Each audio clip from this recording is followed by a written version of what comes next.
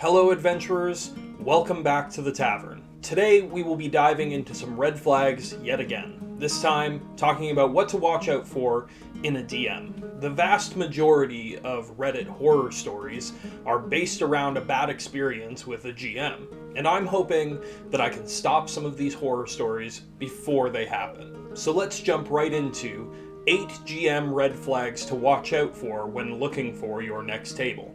First, let's talk about one of your initial introductions to your GM and their table, the Session 0. I made a Session 0 video not that long ago, and there was pretty mixed reception in the comments about whether or not you even needed a Session 0. For me, this is an immediate red flag for any GM that I've not played with before, but even GMs that I have experience with. It's the first safety tool.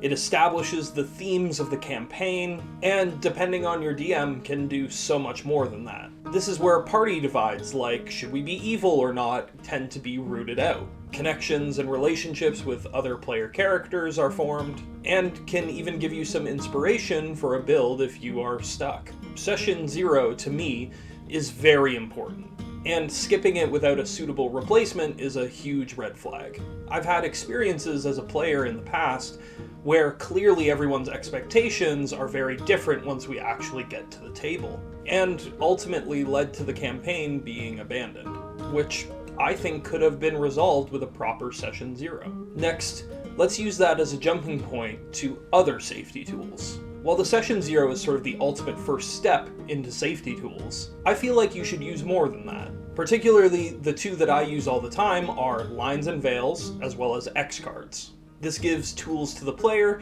to let everyone at the table, or just the GM, know whether or not they are comfortable with certain subject matter. A GM that avoids using safety tools is, of course, a red flag for me, and in my opinion will lead to problems down the road.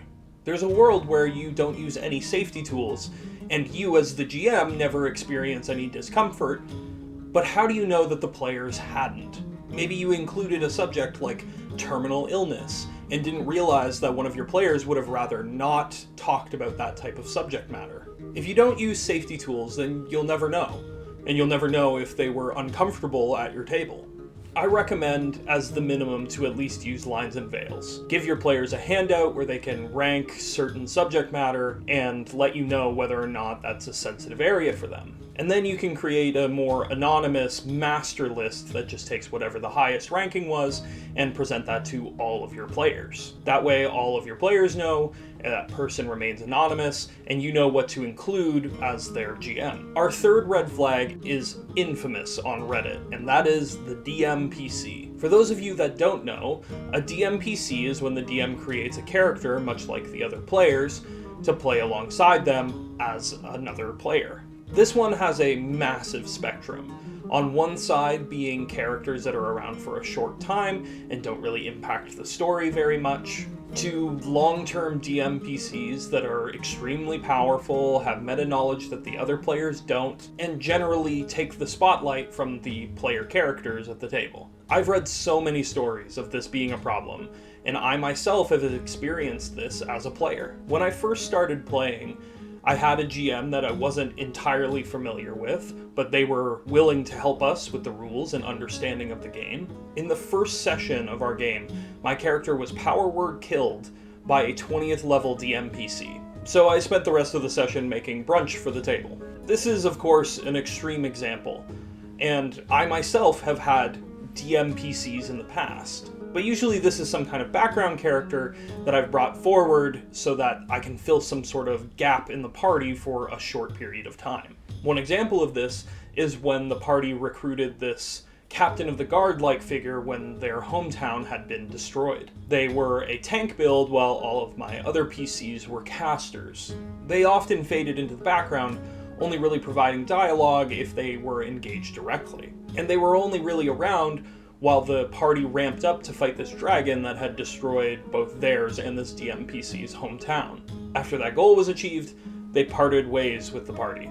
As I said, there's a big spectrum here, but in general, I find most DMPCs to be a red flag. If you've made it this far and are enjoying the video, hit the like and subscribe buttons and jump into the comments and let me know what you think of these red flags. It really helps us out. Next, let's talk a little bit about the out-of-game experience with responsiveness. This is a big one for me, and some people seemed a little bit confused in my player red flags when I talked about participation. At my table, and well before we ever start actually playing, I have a pretty open dialogue with my players regarding their characters. If they send me a message about their character or asking about the world, I'm generally getting back to them that day, if not just a few hours later, whenever I'm available. This is of course an entirely case-by-case basis. If you can't respond to a question until you're off of work, that's totally normal. What isn't normal is of course taking several days or even weeks to get back to a player. This is a huge red flag for me, and basically tells me that my character won't be prioritized in this game, which is fine if you agree on that beforehand,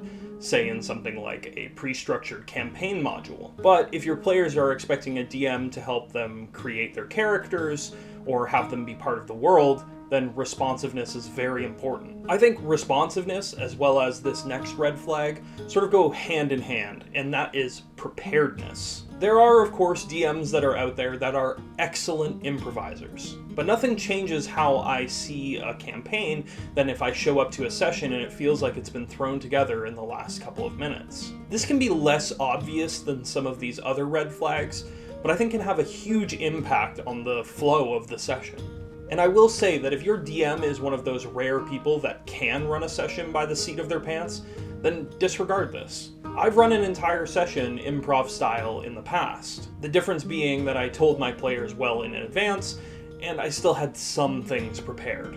I think this can sometimes be misconstrued as railroading versus sandbox style, but even in a sandbox game, I still expect some things in the setting to be prepared. This one is hard to recognize, but it seems to compound over time. The more an unprepared DM gets into a campaign, the more inconsistencies you're going to see, and sometimes even the story can start to unravel a bit due to lack of work on the setting or plot. On the note of railroading versus sandbox, that is our next red flag. Now, I'm not going to say that either style is a red flag. It's the use of either to the contrary of what the players would like that I see as a problem. If your players have a hard time knowing how to progress in a sandbox-style game, but the DM won't give them any plot hooks or hard storylines, that's a red flag. The same is also true in the opposite. If a party is big into freedom of choice and interacting with the world in a way that a sandbox game would be conducive, but the DM is railroading them into a plot they're not interested in, that can also be a problem. This one can sort of be boiled down to the DM generally not engaging with or listening to the wants of their players, which, in my experience, usually ends up with a campaign fizzling out in the end. Make sure that if your players want a murder mystery, you aren't forcing them into a high seas sandbox style campaign. Number 7 is taking the role of the GM and making it into more of an adversary against your players. I think at this point it's generally understood that the players, as well as the GM, are there to tell a story cooperatively. If your GM is constantly asking for skill checks to generally trivial things, or generally making every NPC adversarial towards the party, that is a red flag. Of course, the GM is controlling all of the antagonists and the monsters, but they are also controlling the setting, the normal NPCs, and how they act towards the players. Making the entire setting be antagonistic towards the player characters is a problem, and it'll make everything feel like a slog. If you have to do a history check for every bit of common knowledge in this setting, it's going to make playing your character feel awkward. My philosophy is generally that I'm the party's #1 fan, but I don't take it easy on them. I want stakes and difficulties, but I'll never try to be a contrarian to my players' existence in the setting. Their characters, in theory, existed in the setting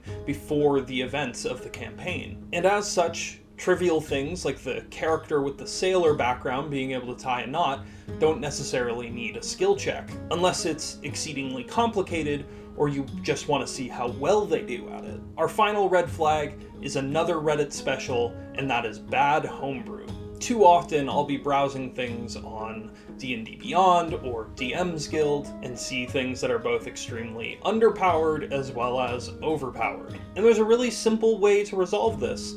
and that's review and playtesting. If a DM is allowing homebrew at the table without any oversight, that is a big red flag for me. My general rule as a DM is that you can request any homebrew inclusions, but I get to review and approve it beforehand. If the homebrew that they want to include is generally highly rated and has lots of reviews, I'm probably going to say yes, but there is so much broken stuff out there. As a DM, you have to be careful about what you allow at your table, and that includes your own homebrew as well. Make sure your players are generally comfortable with you making homebrew, and see if any of them are willing to playtest it for you as well. For example, my custom class, the Shaman, was playtested by a few people, but one in particular was a regular player at my long-form campaign table, and they gave me some really valuable feedback, which I included in the official release of the class. Well, that was 8 DM red flags to watch out for. What did you think of them? Did you agree or disagree with my conclusions?